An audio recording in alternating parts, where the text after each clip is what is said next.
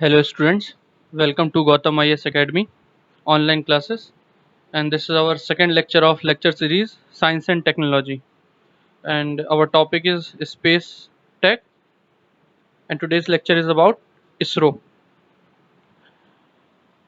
देखिए, अगर हमें इंडियन स्पेस टेक्नोलॉजी के बारे में पढ़ना है तो इसका मतलब इन डायरेक्टली हमें इसरो के बारे में ही पढ़ना है, क्योंकि इंडिया में जितने भी स्पेस एंड टेक्नोलॉजी में जो भी प्रोग्रेस है, जो भी ग्रोथ है, वो इसरो के थ्रू ही हो रही है। अभी भारत में इस फील्ड में प्राइवेटाइजेशन के नाम पे बहुत कम परसेंटेज है।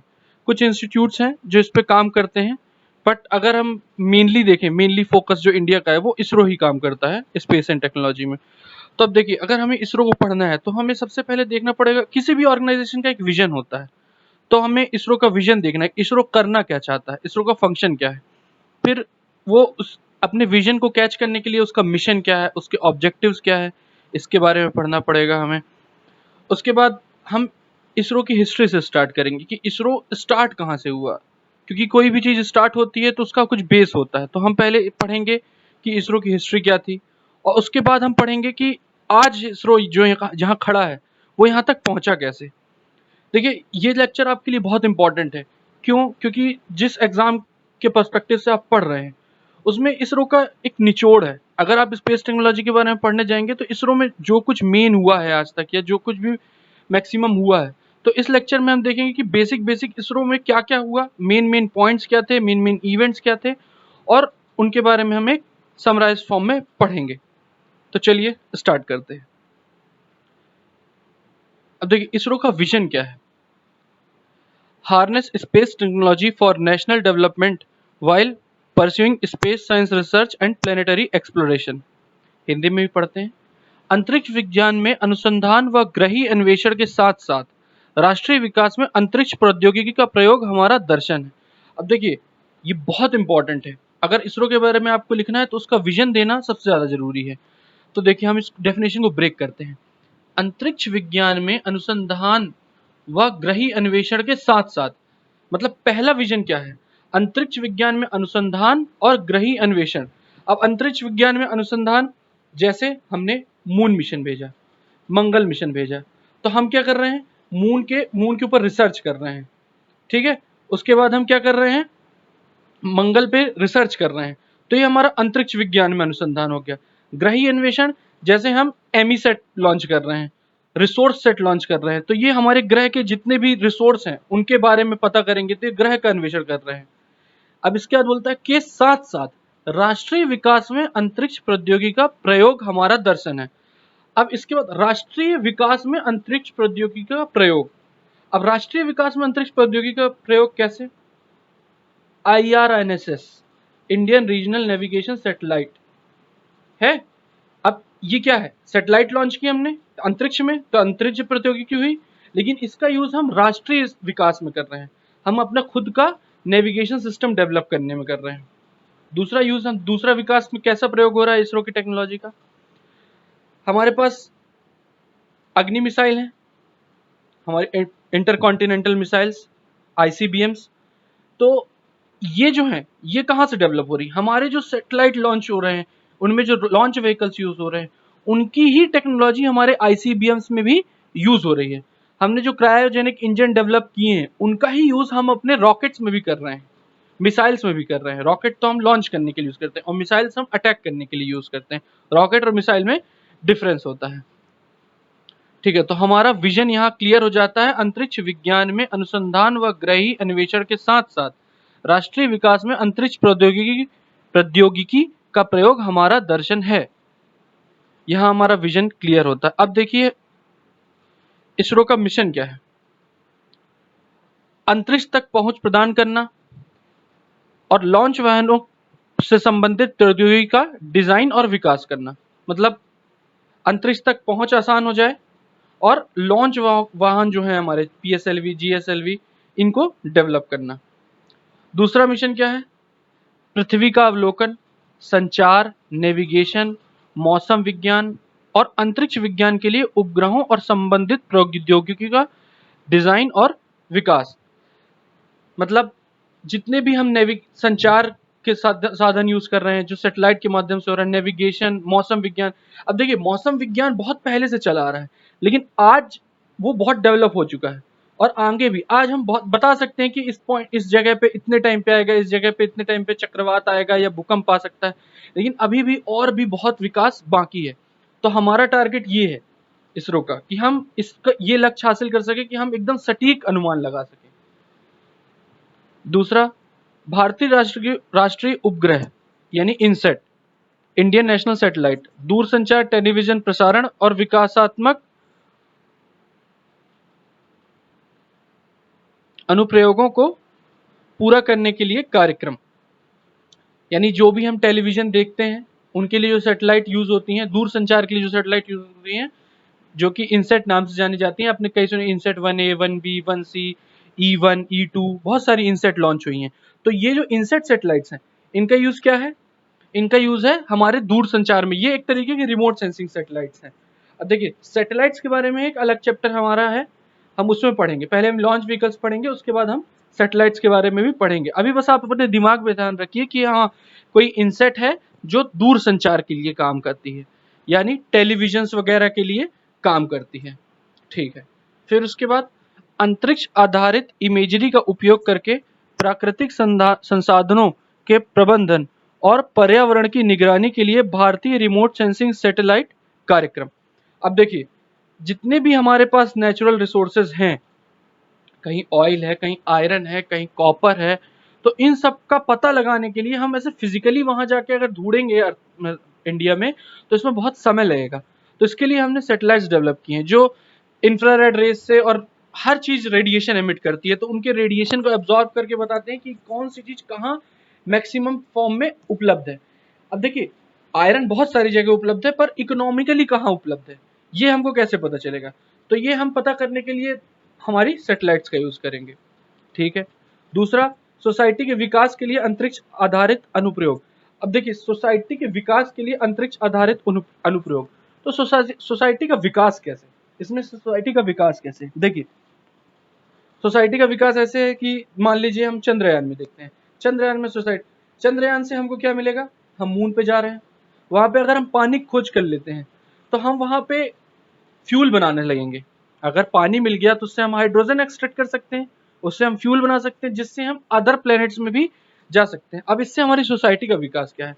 अगर मून पे हमें फ्यूल मिल जाता है और वहां हम, अगर हमें फ्यूल मिल गया तो हम वहां लिविंग कंडीशंस बना लेंगे, और अगर वहां लिविंग कंडीशंस बनाएंगे तो वहां प्रेजेंट नेचुरल रिसोर्सेज को हम अपने समाज के लिए इस्तेमाल कर सकते हैं, विकास के लिए इस्तेमाल कर सकते हैं।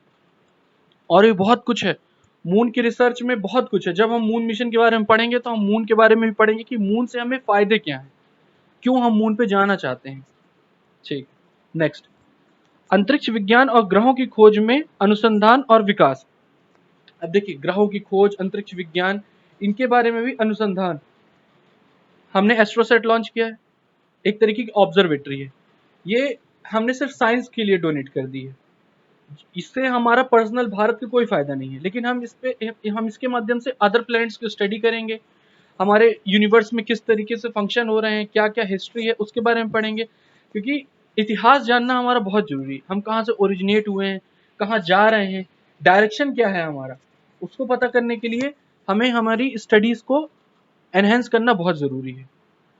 ठीक है। अब देखिए ऑब्जेक्टिव्स क्या हैं, कैसे इन मिशंस को हम कैसे कंप्लीट कर सकते हैं, उसके लिए हमारे ऑब्जेक्टिव्स क्या हैं।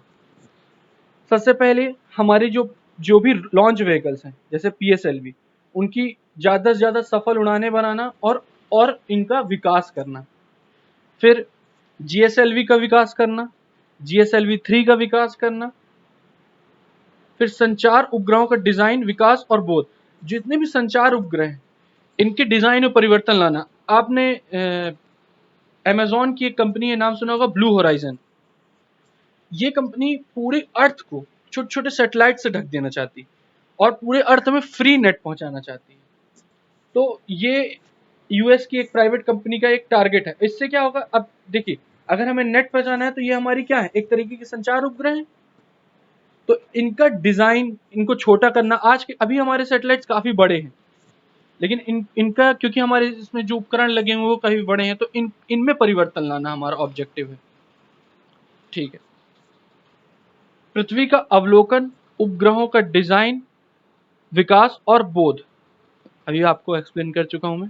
नेविगेशन सैटेलाइट सिस्टम का विकास, नेविगेशन सैटेलाइट सिस्टम का विकास करना बहुत जरूरी, क्योंकि अगर हम भारत में अगर अपना खुद का नेविगेशन सैटेलाइट सिस्टम नहीं विकास करते हैं तो हमें बहुत अन्य कंट्रीज पर डिपेंड होना पड़ता है। आपने कई बार सुना होगा कि कारगिल वॉर में हमें यूएस से डेटा नहीं मिल पाया था, उन्होंने हमें देने से मना कर दिया था।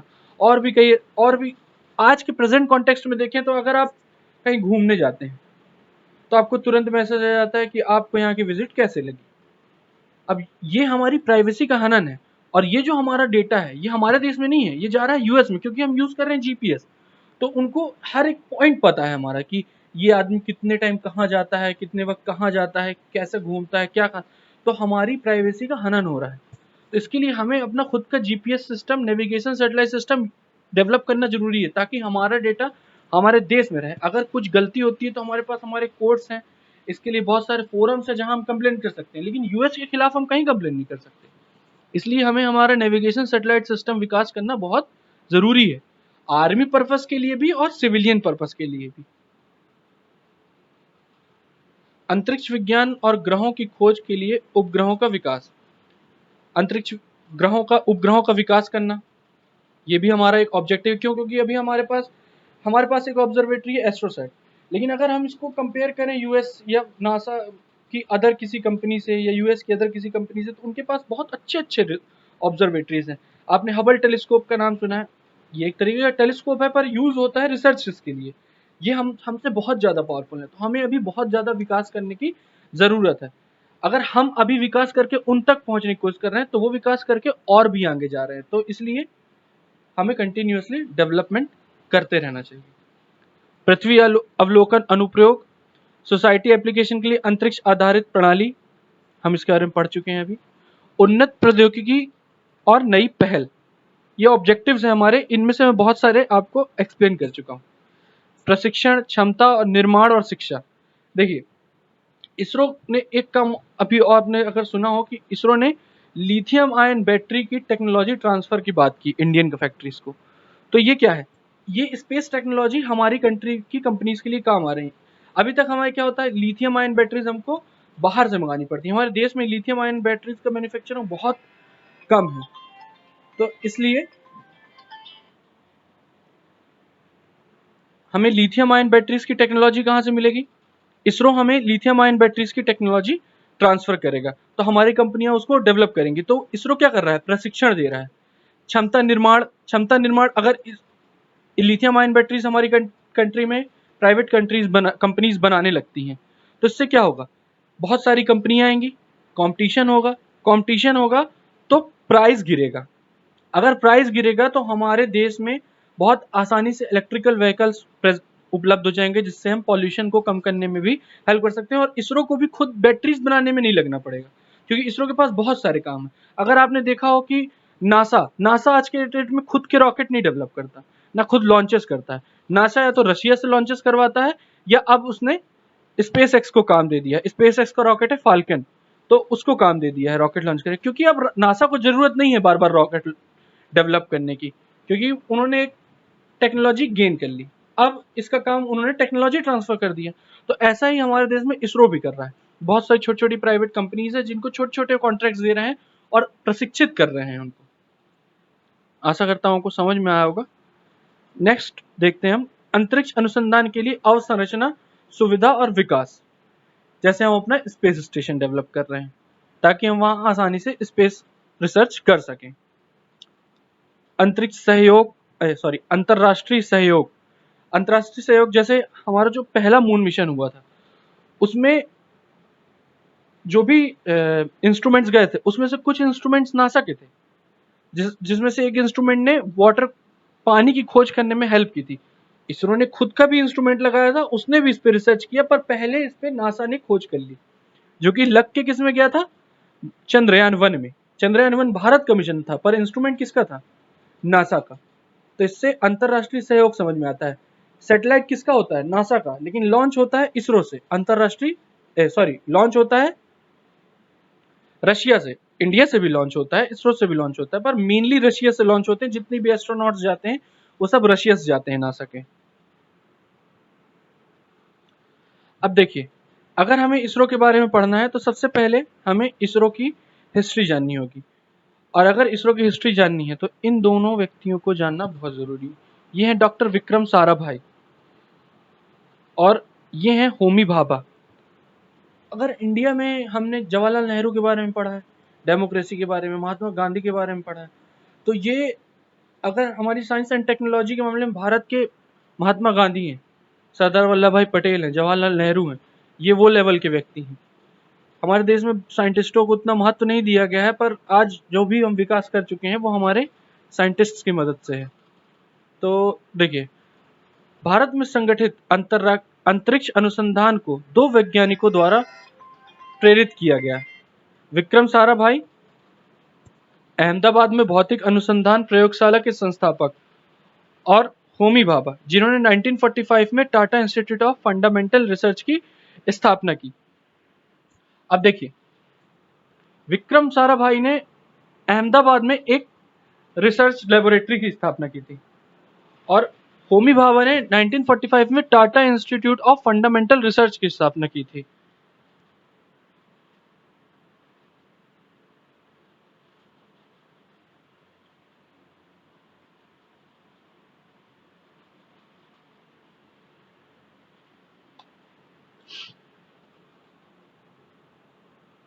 तो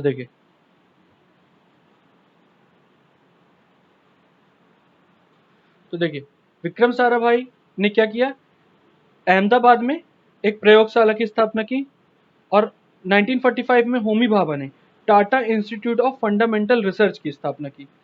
अब ये दोनों साइंटिस्ट अपने अपने फील्ड में अभी काम कर रहे हैं। अब देखते हैं हम आगे क्या होता है।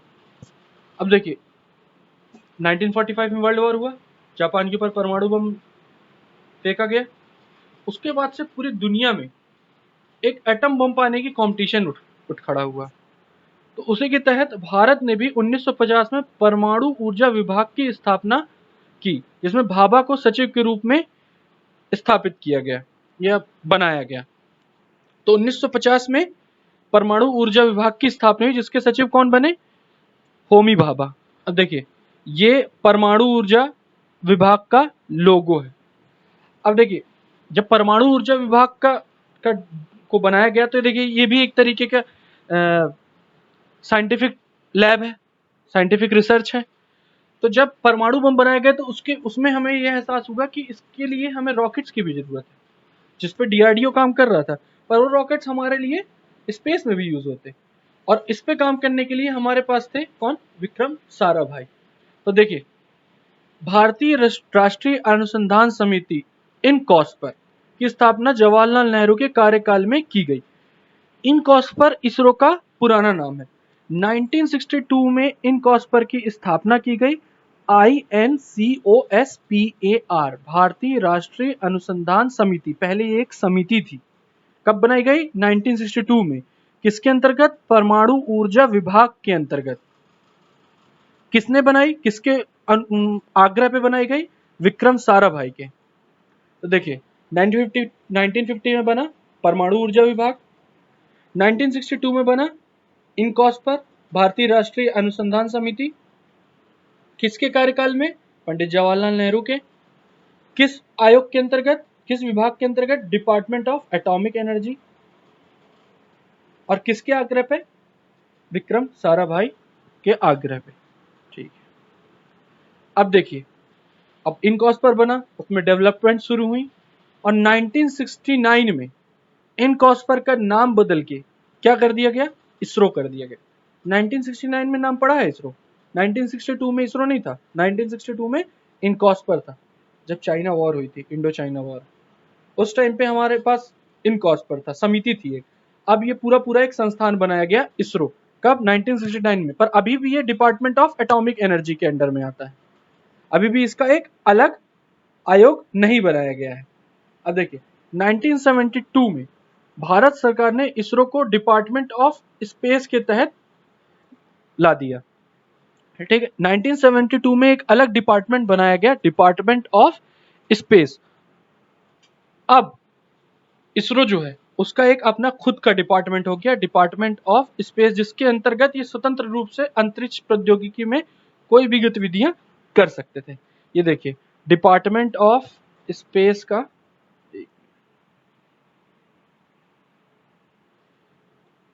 ये है डिपार्टमेंट ऑफ स्पेस का लोगो, सत्यमेव जयते। ठीक है, तो 1969 में इसरो बना, डिपार्टमेंट ऑफ एटॉमिक एनर्जी के अंडर में।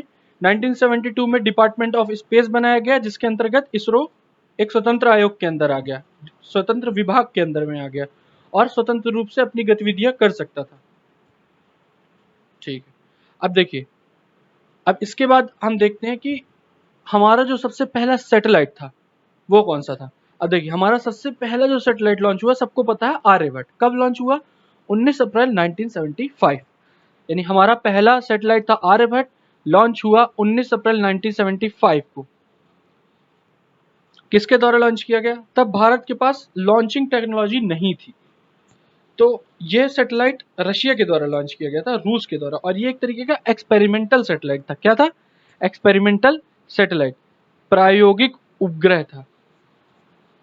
तो आर्यभट्ट लॉन्च हुआ 19 अप्रैल 1975 को, इंडिया का फर्स्ट था, रशिया के द्वारा लॉन्च किया गया और यह एक प्रायोगिक उपग्रह था। अब देखिए उसके बाद 1979 में हमने लॉन्च किया भास्कर 1। 1979 में हमने क्या लॉन्च किया? भास्कर 1। ये एक एक्सपेरिमेंट, ये भी एक एक्सपेरिमेंटल सैटेलाइट था, लेकिन इसमें फर्स्ट क्यों लिखा हुआ है? क्योंकि ये एक रिमोट सेंसिंग सैटेलाइट था, दूर संवेदी उपग्रह था। क्या था?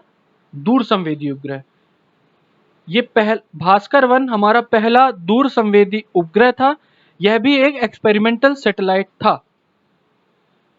ठीक है, कब लॉन्च किया गया? 1979 को। भास्कर 1 पहला दूर संवेदी उपग्रह लॉन्च किया गया 1979 को। किसकी मदद से? रशिया की मदद से।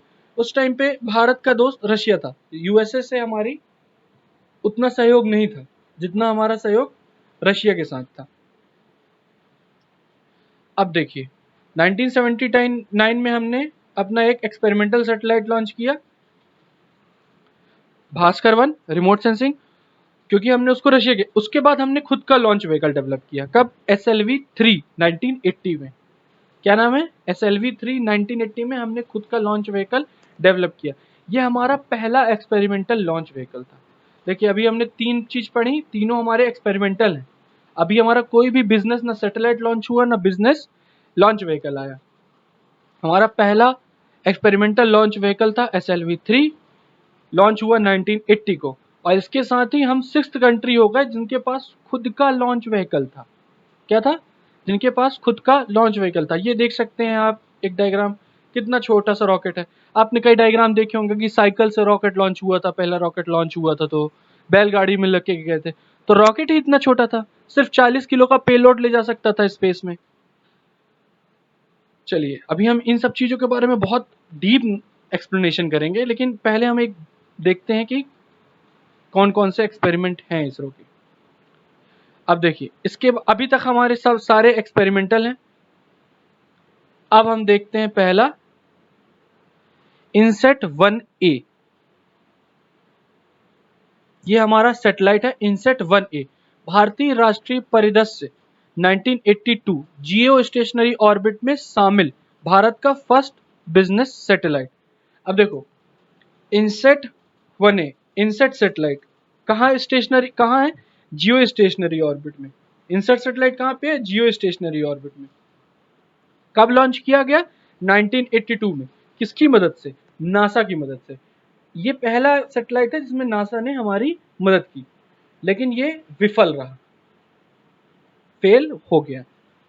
ठीक है, तो इनसेट 1A 1982 में लॉन्च किया गया। कहाँ? जियो स्टेशनरी ऑर्बिट में। फर्स्ट बिजनेस सैटेलाइट था, किसकी हेल्प से? नासा की मदद से, लेकिन फेल हो गया। कोई बात नहीं, फेल हो गया तो। इसके बाद हमने लॉन्च किया इनसेट 1B।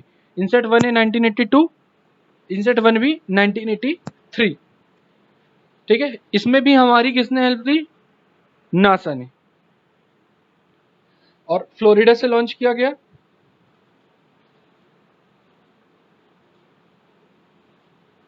इसके बाद हम आते हैं एक बहुत इंपॉर्टेंट इवेंट में, जब राकेश शर्मा कहाँ गए, स्पेस में गए।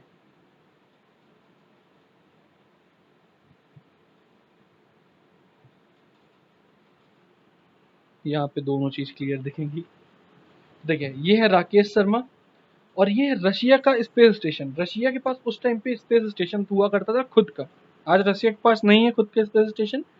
आज सारी कंट्रीज मिलके एक इंटरनेशनल स्पेस स्टेशन चलाती हैं, इसलिए किसी भी कंट्री का सेपरेट स्पेस स्टेशन नहीं है। चाइना अपना खुद का बनाने की कोशिश कर रहा है और भारत भी बनाना चाहता है खुद का, लेकिन अभी प्रेजेंट में किसी के पास नहीं है। चाइना का एक एक्सपेरिमेंटल था जो कि क्रैश कर गया था। तो देखिए Rakesh Sharma first Indian in space, पहले भारतीय जो स्पेस में गए। किस देश के मिशन में? रशियन मिशन था। 8 दिन तक स्पेस में रहे थे। ठीक है, 8 दिन तक स्पेस में रहे थे और जिस स्पेस स्टेशन में वो रुके थे उसका नाम था सल्यूट 7। क्या नाम था? सल्यूट 7। 8 दिन तक स्पेस में रहे। रशियन मिशन था और फर्स्ट इंडियन रशियन मिशन के थ्रू 8 दिन तक स्पेस में रहे। किसकी हेल्प से? रशिया की हेल्प से। स्पेस स्टेशन का नाम सल्यूट 7। ठीक है,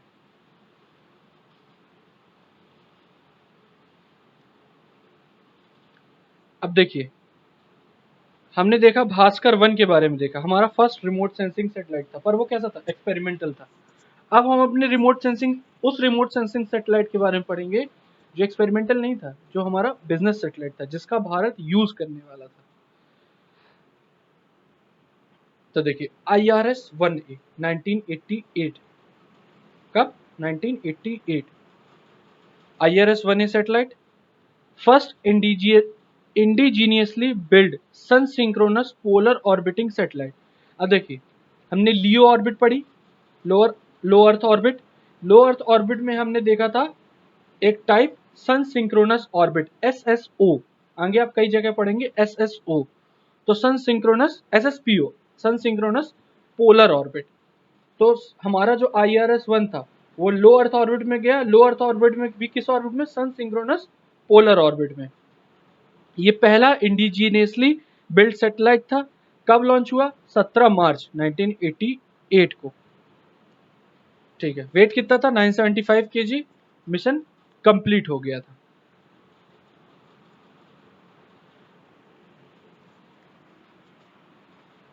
अब इसको लॉन्च कहां से किया गया था? तो देखिए इसको लॉन्च किया गया था कजाकिस्तान से। उस टाइम पे कजाकिस्तान सोवियत संघ का हिस्सा हुआ करता था, इसलिए हमने उसे कजाकिस्तान से लॉन्च किया। यह हमारा फर्स्ट बिजनेस सैटेलाइट था भारत का, इंडिजीनियसली बिल्ट। ये देखिए ये हमारे सामने है, कितना बड़ा सैटेलाइट है, इसलिए लगभग 900 किलो से ज़्यादा का है। ये इसके सोलर पैनल्स वगैरह लगे हुए हैं, ये इसके एंटीनाज हैं। डिफरेंट डिफरेंट वेवलेंथ्स के एंटीनाज जाते हैं अलग अलग इंस्ट्रूमेंट्स के लिए। और ये इसका थ्रस्टर पार्ट है।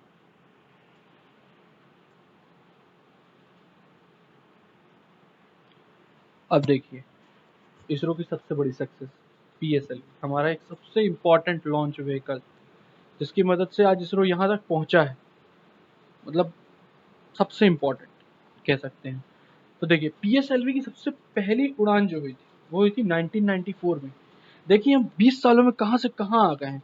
हमारी पहली उड़ान 20 सालों में 1994 में हुई थी और आज 20 से 30 सालों में हम PSLV की कम से कम 50 उड़ानें कर चुके हैं और उसकी मदद से हम मंगलयान तक लॉन्च कर चुके हैं। मंगल तक हमारा PSLV जा सकता है।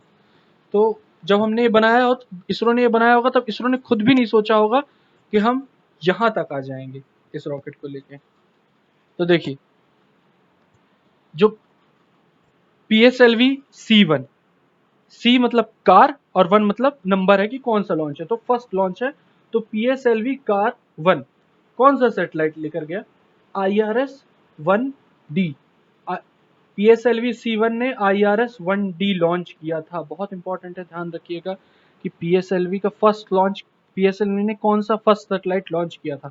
तो IRS 1D, Indian remote sensing satellite 1D। अभी अपन ने पढ़ा IRS-1A, उसके बाद ये है IRS-1D। ये वही सीरीज है जो कंटिन्यूसली चली आ रही, 1A 1B 1C 1D, जो हमारे सामने है, जिसको PSLV ने लॉन्च किया है। देखिए उस टाइम पे हमारी सैटेलाइट लॉन्च करने की रफ्तार कितनी धीरे थी। अब देखिए ऑब्जेक्टिव क्या है, ऑब्जेक्टिव क्या थे उस टाइम पे PSLV के, to launch the operational remote sensing satellite IRS-1D।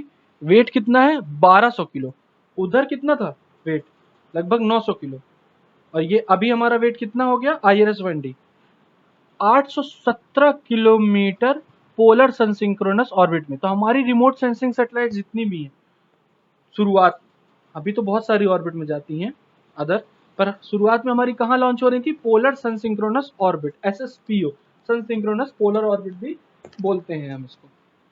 817 kilometre पृथ्वी से दूर। अब देखिए इससे हमारा फर्स्ट ऑपरेशनल मिशन डेमोन्स्ट्रेट होता है PSLV का। और इसके थ्रू हमने अपना पेलोड कैपेसिटी भी एनहेंस कर लिया। देखिए 1200 किलो का लॉन्च किया है हमने, तो हमारी पेलोड कैपेसिटी भी एनहेंस हो गई है।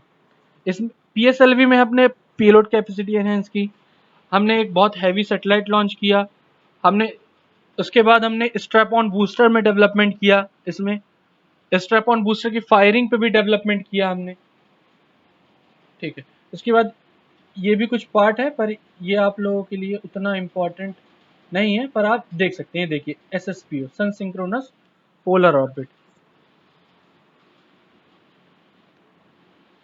चलिए तो PSLV 1994 में लॉन्च हुआ, पहला सैटेलाइट था IRS-1D। कितने किलो का था, 1200 किलो का था, और इसमें हमने स्ट्रैप ऑन जो टेक्नोलॉजी थी उसको एनहेंस किया था। एक चीज और PSLV के बारे में जानने की है, जो मैं आपको अगले लेक्चर में बताने वाला था, पर रहा नहीं जा रहा, तो अभी बता देता हूँ।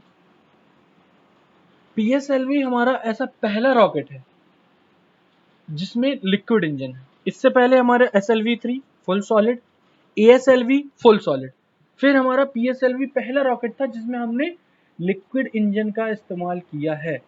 किसका, लिक्विड इंजन का इस्तेमाल किया है, विकास इंजन, जिसका आपने नाम सुना होगा शायद। उसके बाद हमारा बाहुबली शुरू होता है, मतलब 2001 बाहुबली पैदा हुआ। फिर उसके बाद बाहुबली के अदर पार्ट आते गए, और अभी हमारे पास GSLV Mark 3 प्रेजेंट है, जो सबसे पावरफुल है इंडिया का। वर्ल्ड में और भी बहुत सारे हैं, पर GSLV खुद का इंडिजीनियसली बिल्ड है, GSLV Mark 3। GSLV Mark 1 में हमने हेल्प ली थी, GSLV Mark 2 में हमने क्रायोजेनिक, GSLV 1 में हमको क्रायोजेनिक इंजन मिलने वाला था रशिया से, क्रायोजेनिक इंजन की टेक्नोलॉजी मिलने वाली थी, पर रशिया ने हमें मना कर दिया। उस टाइम पे हमने अपनी पेलोड कैपेसिटी इनहेंस की और खुद से लॉन्च किया। GSLV Mark 2 में हमने क्रायोजेनिक इंजन लिया, टेक्नोलॉजी नहीं मिली हमें, सिर्फ इंजन मिला रशिया से। और उसके बाद हमने GSLV Mark 3 के लिए खुद से हमारा खुद का क्रायोजेनिक इंजन डेवलप किया Mark 3। इसलिए हमारा जो GSLV Mark 3 है ना, वो बिल्कुल एक डिफरेंट टाइप का लॉन्च व्हीकल है। आप उसको किसी भी लॉन्च व्हीकल से, इंडिया के अदर लॉन्च व्हीकल से कंपेयर नहीं कर सकते, ठीक है। तो GSLV की फर्स्ट लॉन्च हुई 2001 में। अब आते हैं हमारा जो बहुत इंपॉर्टेंट मिशन हुआ, जो हमने पृथ्वी से बाहर जो पहली बार कोई मिशन किया, चंद्रयान-1 2008। अच्छा अभी तक देखिए, अभी तक मैंने जितने भी आपको बताए हैं, ये सब के सब इसरो के इतिहास में उस समय पे, तत्कालीन समय पे बहुत इंपॉर्टेंट थे। तो इसलिए अगर आपको इसरो के बारे में लिखने को आए, तो आप एक चार्ट बना के इनके बारे में एक्सप्लेन कर सकते हैं बहुत अच्छे से, मिशंस के बारे में एक बहुत अच्छा इंप्रेशन डालता है। देखिए चंद्रयान-1 कब लॉन्च हुआ, 2008 में, रॉकेट PSLV। अब आप यहाँ देखिए कैसे हुआ है लॉन्च। देखिए सबसे पहली चीज तो ये है हमारा चंद्रयान-1, ये हो गया इसका सोलर पैनल, ये हो गया इसका data transmission antenna, fuel tank, imaging payload, star sensors, और एक्सरे पेलोड। इसके अलावा भी इसमें बहुत सारे पेलोड थे, और उनके बारे में हम इसका एक एक्सप्लेन फॉर्म डेवलप करेंगे, लेक्चर पढ़ेंगे, तब फिर हम उसके बारे में पढ़ेंगे। अब देखिए यहाँ हमें क्या देखने मिल रहा है। ये देखिए, ये हमारा PSLV लॉन्च हुआ, उसके बाद चंद्रयान 1 आता है ऑर्बिट में। अब देखिए धीरे धीरे ऑर्बिट बढ़ रही है, इंक्रीज होती जा रही है। ये फर्स्ट सर्कल कंप्लीट हुआ, फिर उसके बाद नेक्स्ट ऑर्बिट में आ गया, नेक्स्ट ऑर्बिट में आया, फिर ये सेकंड सर्कल कंप्लीट हुआ, फिर यहाँ से घूमने के बाद ये थर्ड, और ये आ गए हम किसकी, लूनार ट्रेजेक्टरी में। इस ऑर्बिट में पहुंचने के बाद हम आ गए लूनार ट्रेजेक्टरी में, और देखिए ये हो गई अर्थ की ऑर्बिट, ये हो गई लूनर ऑर्बिट, और ये जो पाथ है ये कहलाता है हॉफमैन ऑर्बिट। क्या कहलाता है, हॉफमैन ऑर्बिट। हॉफमैन ऑर्बिट वो ऑर्बिट होता है जब हम एक ऑर्बिट से दूसरी ऑर्बिट में जाते हैं, तो उसके बीच में हम जो पाथ फॉलो करते हैं, ऑर्बिट का मतलब ही है कि कोई सैटेलाइट जो पाथ फॉलो करता है हम उसको ऑर्बिट बोलते हैं। तो एक ऑर्बिट से दूसरी ऑर्बिट में जाने के लिए जो पाथ फॉलो होता है उसको हम बोलते हैं हॉफमैन ऑर्बिट। एक मिनट में आपको फिर से क्लियर दिखाता हूं। देखिए ये हमारा फर्स्ट राउंड, फिर सेकेंड राउंड, और ये हम आ गए लूनर ऑर्बिट में एंटर कर गए। तो ये जो ऑर्बिट है जिसकी हेल्प से हम इस ऑर्बिट से इस ऑर्बिट में चले गए, इसको हम कहेंगे हॉफमैन ऑर्बिट। क्या कहेंगे, हॉफमैन ऑर्बिट। उसके बाद हम आते हैं मून के ऑर्बिट में, और हम यहाँ रोटेशन लगाने रहते हैं, और चंद्रयान 1 फिर यहाँ रोटेट करता रहता है। अब चंद्रयान 1 में बहुत सारे एक्सपेरिमेंट किए, इनके बारे में हम आगे पढ़ेंगे। जो भी आप लोगों को डायग्राम देखना है इसमें वेल एक्सप्लेन किया हुआ है, कौन सी ऑर्बिट है, कितना रेंज है, पर आपके लिए इतना जरूरी नहीं है, ये सिर्फ आप लोगों को समझाने के लिए, ताकि आप लोगों को क्लियर हो जाए। अब आते हैं इसरो का एक और इम्पोर्टेंट सैटेलाइट, IRNSS-1A। नाविक नाम सुना है आप लोगों ने, नाविक का first satellite, IRNS Indian regional navigation satellite. पहले कब लॉन्च हुआ, 2013 में। ये देखिए ये नाविक है, ये नाविक है, ये इसके सोनल पैनल। ऐसे टोटल 7 सैटेलाइट लॉन्च 9 हुए थे, पर एक का क्लॉक खराब हो गया, एक का लॉन्च फेल हो गया, और यूज हमारे लिए 7 का ही है। 7 सैटेलाइट चाहिए पूरे इंडिया में नेविगेशन सिस्टम चलाने के लिए, सिर्फ इंडिया में, पूरे वर्ल्ड में नहीं, इंडिया में। देखिए ये है नाविक IRNSS-1A,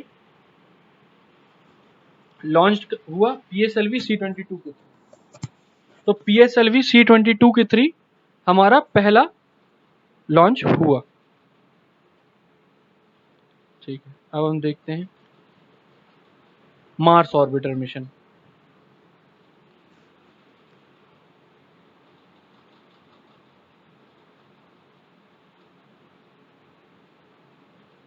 अब देखिए मार्स ऑर्बिटर मिशन 5 नवंबर 2013 को लॉन्च किया गया।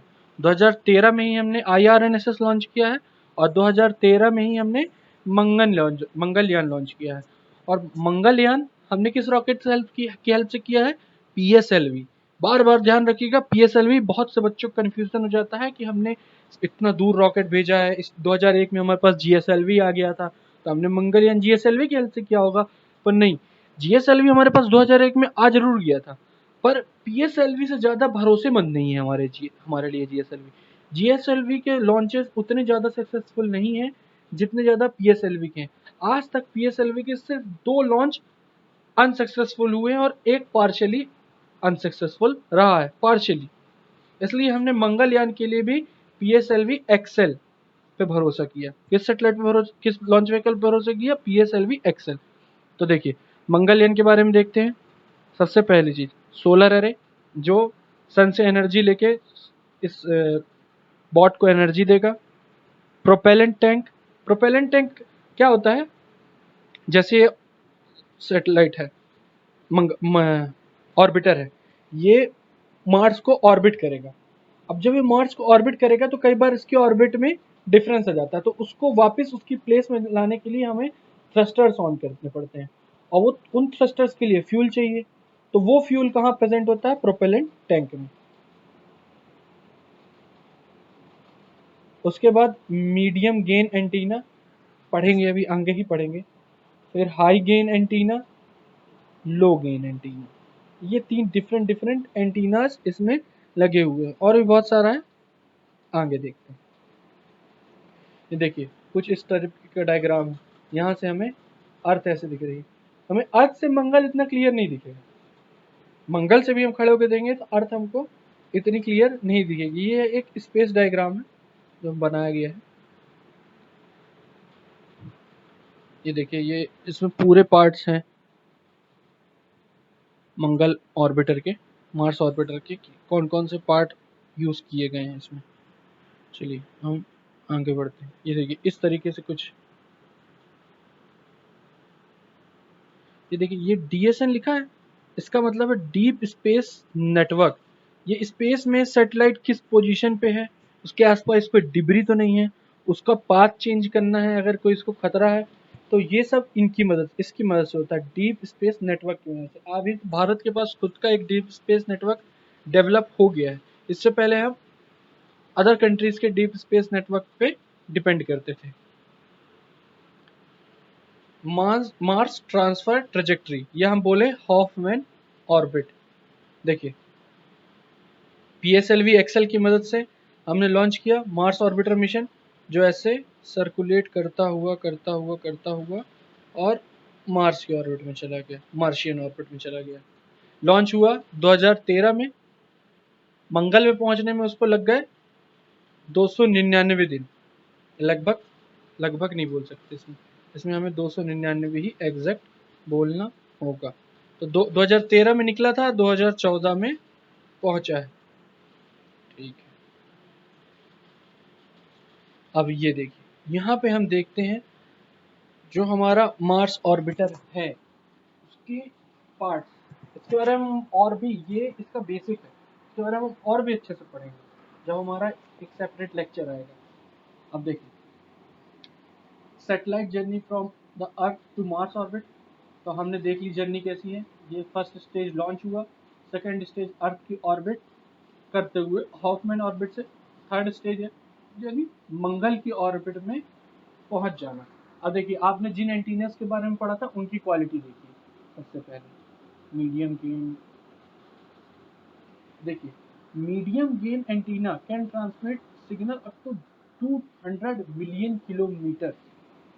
तो small gain, medium gain antenna 200 million kilometre तक, high gain antenna 400 million kilometre तक, और low gain antenna 7 million kilometre तक सिग्नल ट्रांसफर कर सकता है।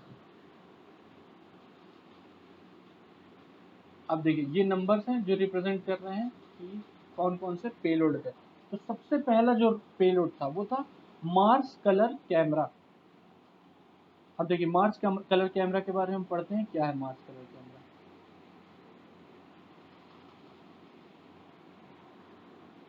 It will take a picture of Mars surface, Mars surface की पिक्चर लेगा, ऑब्वियसली कैमरा है तो मार्स सरफेस की पिक्चर लेगा।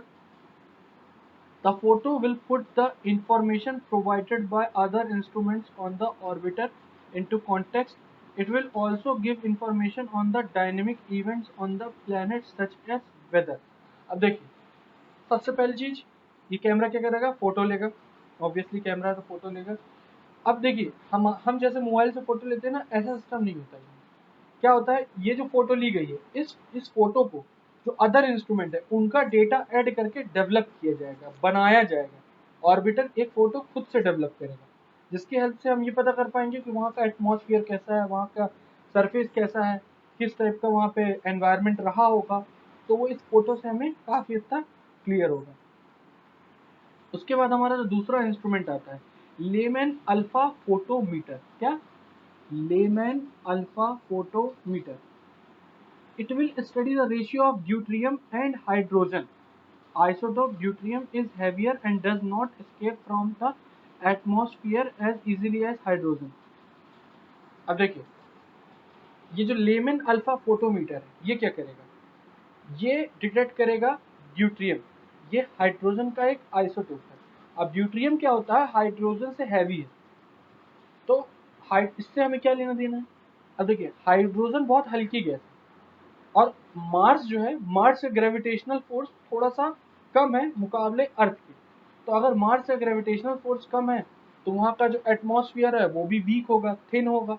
एटमॉस्फेयर थिन होगा क्योंकि गैस को रोक नहीं पाएगा। अब अगर ग्रेविटेशनल फोर्स कम है तो जो लाइट गैसेस है वो तो आसानी से स्केप कर जाएंगी। जैसे हाइड्रोजन सबसे लाइट गैस है तो वो तो आसानी से स्केप कर जाएगी।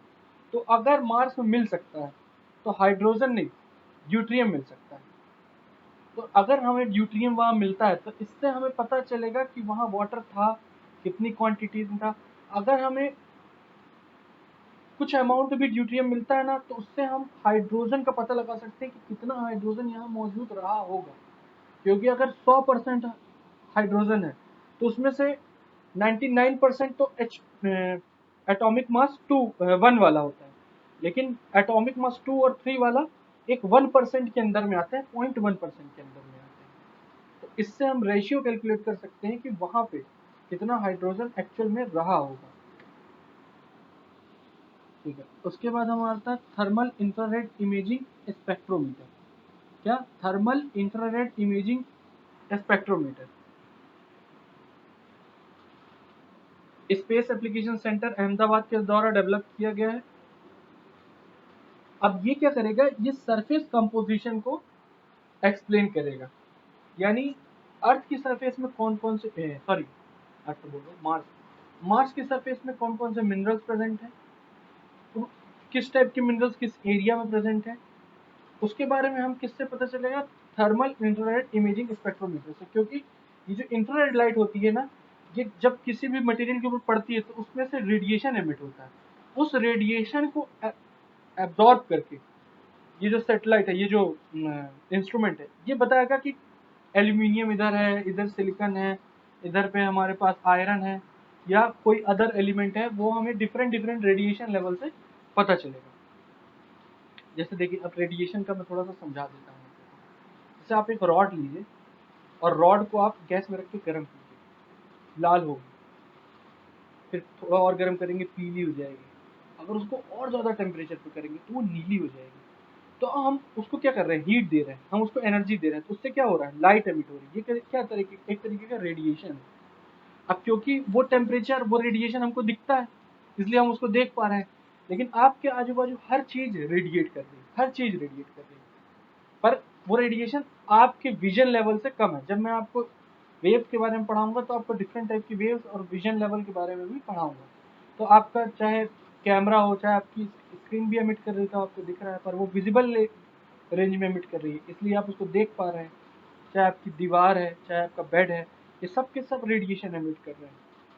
तो इसी टाइप के रेडिएशन को ये स्पेक्ट्रोमीटर एब्जॉर्ब करता है और उसको बताता है कि किस टाइप के मटेरियल से बना है। क्योंकि कोई फिक्स टाइप का मटेरियल फिक्स टाइप की वेवलेंथ की एनर्जी एमिट करेगा।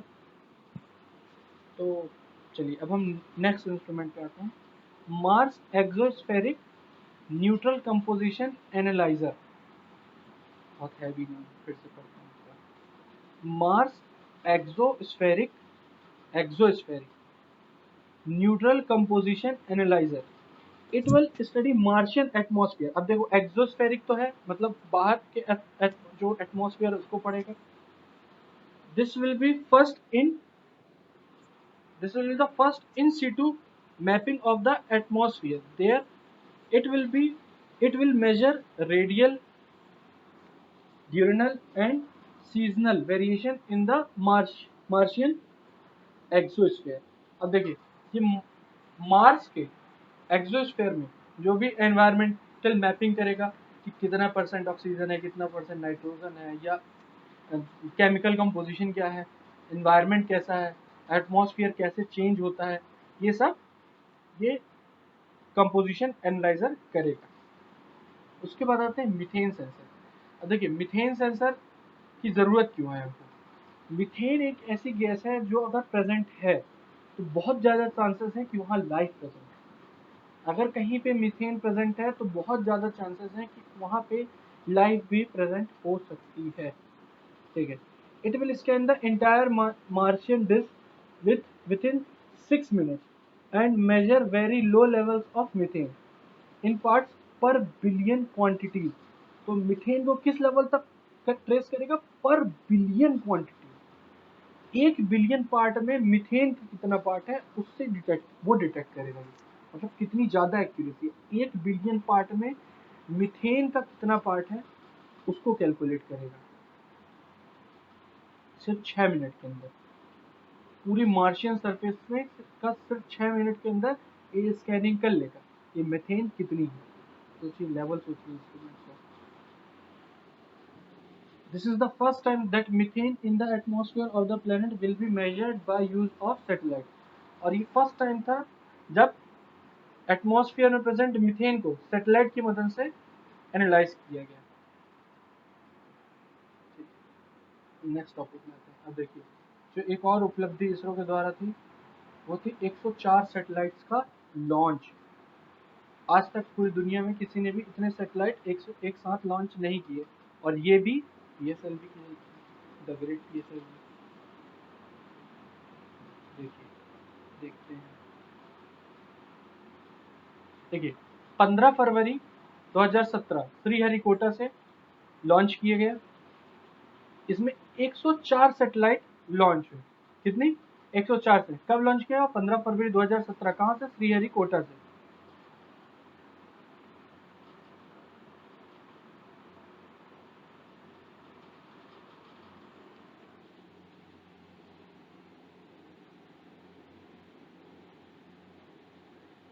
अब देखिए 104 सैटेलाइट में से 88 सैटेलाइट जो थी वो किसकी थी? यूएस की थी, 3 इंडिया की थी और 13 अदर कंट्रीज की थी। अब देखिए इससे पहले कितने सैटेलाइट्स कोई कंट्रीज लॉन्च कर चुके हैं।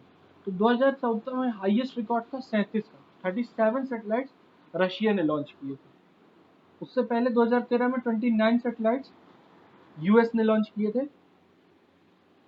अब देखिए लॉन्चर रॉकेट हमारा कौन सा है? PSLV C-37। देखिए यहाँ बना डायग्राम जीएसएलवी का है जो कि गलत है, ये गलत है, ठीक है। ये डायग्राम में ये गलत है क्योंकि हमने किसके पीएसएलवी C-37 की हेल्प से लॉन्च किया था जिसका वेट था 320 टन। कितने सैटेलाइट? 104 सैटेलाइट का 15 फरवरी 2017 को। कैसे ध्यान रहेगा? अब देखिए टोटल वेट सैटेलाइट का कितना था? टोटल वेट था 1500 किलो। कितनी सैटेलाइट थी? 104 सैटेलाइट, टोटल वेट था 1500 किलो। सबसे हैवी सैटेलाइट थी हमारे पास कार्टोसैट 2, 650 किलो की। तो देखिए पीएसएलवी C-37 की हेल्प से 15 फरवरी 2017 को 104 सैटेलाइट लॉन्च किए गए। इसमें जो भारत के 3 सैटेलाइट थे, यूएस के 88 सैटेलाइट थे और अदर कंट्रीज के 13 सैटेलाइट थे। टोटल सैटेलाइट्स का वेट था 1500 किलो, जिसमें से भारत की जो सैटेलाइट थी वो थी कार्टोसैट 2 जिसका अकेले का वेट 650 किलो था। उसके बाद कुछ नैनो सैटेलाइट थी जिसका सैटेलाइट 1A जिसका वेट था 15 किलो और नैनो सैटेलाइट 1B जिसका भी वेट 15 किलो ही था। और कहाँ लॉन्च किए गए? सन सिंक्रोनस पोलर ऑर्बिट में, SSPO ऑर्बिट में इन सारी सैटेलाइट्स को लॉन्च किया गया रेडियस 500 किलोमीटर। और तो देखिए ऑर्बिट की रेडियस कितनी है? 500 किलोमीटर। ऑर्बिट का नाम क्या है? सन सिंक्रोनस पोलर ऑर्बिट। सैटेलाइट कितनी है? 104। टोटल सैटेलाइट का वेट है 1500 किलो। भारत की 3 सैटेलाइट थी जिसमें से एक थी कार्टोसैट 2 और बाकी 2 थी 15-15 किलो की, सैटेलाइट 1A, सैटेलाइट 1B। चलिए अब आते हैं next, Bahubali GSLV Mark 3 most powerful launch vehicle. अब देखिए GSLV मार्क 3 को लॉन्च किया गया 2017 में। ये है GSLV मार्क 3, इसके बारे में बहुत अच्छे से पढ़ेंगे। तो देखिए most powerful launch vehicle of India, इसकी जो फर्स्ट फ्लाइट थी उसके थ्रू लॉन्च किया गया था GSAT 90। देखिए पीएसएलवी की फर्स्ट लॉन्च हुई 1994 में और उसमें कौन सी सैटेलाइट लॉन्च की? IRS-1D। पीएसएलवी ने कौन सी की? GSAT 90। इसके बाद आते हैं भारत का सबसे हैवी सैटेलाइट GSAT 29 जो भारत से लॉन्च हुआ। भारत का सबसे हैवी सैटेलाइट जो भारत से लॉन्च हुआ। भारत का इससे हैवी भी सैटेलाइट है पर वो भारत से लॉन्च नहीं हुआ है, वो फ्रेंच गुआना से लॉन्च हुआ था। तो भारत का सबसे हैवी सैटेलाइट जो भारत से लॉन्च हुआ वो था GSAT 29। कब लॉन्च हुआ? 14 नवंबर 2018। ठीक है। Launch vehicle GSLV Mark 3 D2। D1 से क्या लॉन्च हुआ था? GSAT 19। D2 से लॉन्च हुआ GSAT 29, जो भारत के द्वारा लॉन्च किया गया सबसे हैवी है, भारत के द्वारा। पर भारत का सबसे हैवी सैटेलाइट GSAT 11। ठीक है। तो GSLV मार्क 3 के बारे में तो हमको बहुत कुछ पता भी है और आगे पढ़ेंगे भी। हमें मेन टारगेट GSAT 29 पे रखना है। देखिए GSAT 29 का वेट कितना है? 3423 kg। कितने साल की लाइफ है? 10 ईयर्स की लाइफ है। पावर जनरेशन कितना है इसके सोलर पैनल का? 4600 वॉट। ये multi beam multi band communication satellite है और ये इसरो की 33rd कम्युनिकेशन सैटेलाइट थी। तो देखिए वेट कितना है? 3423 kg। Life 10 years. इसके सोलर पैनल कितना पावर जनरेट कर सकते हैं? 4600 वॉट इलेक्ट्रिसिटी जनरेट कर सकते हैं। ठीक है। ये भारत की 33rd कम्युनिकेशन सैटेलाइट है। ये भारत की हैवीएस्ट है, भारत के द्वारा लॉन्च की गई। और ये इसके पेलोड्स। लॉन्च कब किया गया? 14 नवंबर 2018 को। कहां से? Satish Dhawan space centre, Sriharikota. तो देखिए पेलोड कौन सा? Geo high resolution camera, optical communication payload, Q V band communication payload, etcetera. आपको जो मैंने जो अंडरलाइन किया वो ध्यान रखना है। ठीक है। अब आते हैं GSAT 11। कहाँ से लॉन्च हुआ? फ्रेंच गुआना से। देखिए GSAT 29 लॉन्च हुआ 14 नवंबर 2018 को और GSAT 11 लॉन्च हुआ 5 दिसंबर 2018 को। 29 पहले लॉन्च हो गया और 11 बाद में लॉन्च हो रहा है। तो देखिए ये भारत का सबसे हैवी सैटेलाइट है। फ्रेंच गुआना से लॉन्च हुआ 5 दिसंबर 2018 को। वो GSAT 29 14 नवंबर 2018। GSAT 11 वेट कितना है? 5854 किलो। डेटा रेट कितना है? 16 गीगाबिट्स पर सेकेंड। 16 GB पर सेकेंड। इतना तो मिल जाए तो पूरा इंटरनेट डाउनलोड कर लूँगा मैं। आपके पास इतना डेटा स्टोर करने के लिए सर्वर होना चाहिए। तो देखिए ये हो गया GSAT 21। ये हमारा 34th कम्युनिकेशन सैटेलाइट था। 33rd कौन सा था? GSAT 29। और GSAT 11 कौन सा है? 34th कम्युनिकेशन सैटेलाइट है। 6 टन क्लास का पहला था, जो 6 टन की रेंज में आ रहा हो लगभग, वो पहला सैटेलाइट था ये हमारा। अब आते हैं चंद्रयान 2। ये फेल हो गया, आप सबको पता है, लेकिन फिर भी अभी भी ऑर्बिटर रिवॉल्व कर रहा है और K7 के द्वारा बताया गया कि अभी भी ये 95% सक्सेसफुल है। मेरा मानना थोड़ा सा डिफरेंट है, बट अगर K7 बोल रहे हैं तो हमें मानना पड़ेगा। तो देखिए इसमें क्या क्या था? इसमें पहली बार सॉफ्ट लैंडिंग थी। जो हमारा चंद्रयान 1 था उसमें जो भी पेलोड था उसकी जो मून पे लैंडिंग होनी थी वो लैंडिंग होनी थी हार्ड लैंडिंग, यानी वो डायरेक्ट जाके गिरने वाला था। ये उतरने वाला था, सॉफ्ट लैंडिंग होनी। इसमें थ्रस्टर्स लगे हुए थे जो स्पीड को कम करते और धीरे से उसको उतार देते। पर किस्मत से एक थ्रस्टर फेल हो गया, जिसके कारण हमारा क्या छोड़िए इसमें, ये साउथ पोल में उतरने वाला था। चंद्रयान 2 से चंद्रयान 2 में हमारे पास था ऑर्बिटर, लैंडर और रोवर, 3 पार्ट थे। ऑर्बिटर मून के अराउंड रिवॉल्व करता रहता, रोवर लैंडर लैंड करता, उसमें से रोवर निकलता जो कि 500 मीटर की रेंज में रिसर्च करता। तो देखिए